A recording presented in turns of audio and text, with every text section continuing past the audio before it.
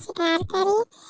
साहब या साहब दीदी के चरणों पर ना करते मेरा प्रणाम स्वीकार करिए। सभी गुरुगण गुरुमान्य के चरणों पर ना करते मेरा प्रणाम स्वीकार। भोला गइले कैलाश, भोला गइले कैलाश, अब होली के करा से खेली।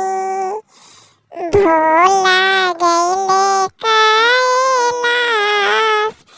अब होली के करा से खेली।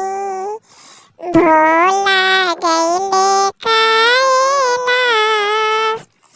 ब्रह्मा जी खेलिले ब्राह्मणी मैया साथे होलिया। ब्रह्मा जी खेली ब्राह्मणी मैया साथे होलिया।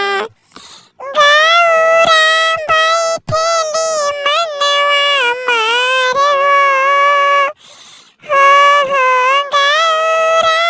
बैठेली मनवा मार।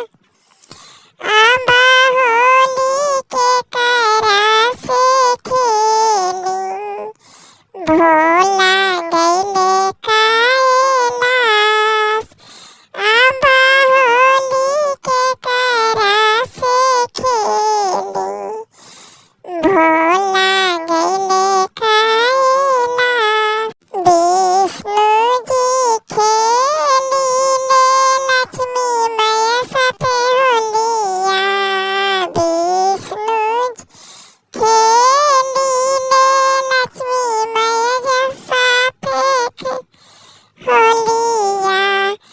गौरा बैठेली मन मार हो, गौरा बैठेली मन मार। अब होली के करा से खेली।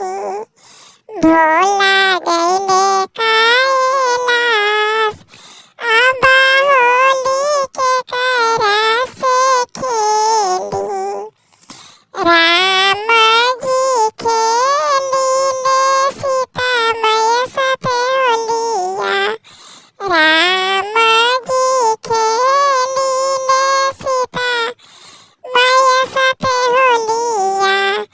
गौरा बैठेली मन मार हो, गौरा बैठेली मन मार। अब होली के करा से खेली। भोला गइले कैलाश, अब होली के करा से खेली। भोला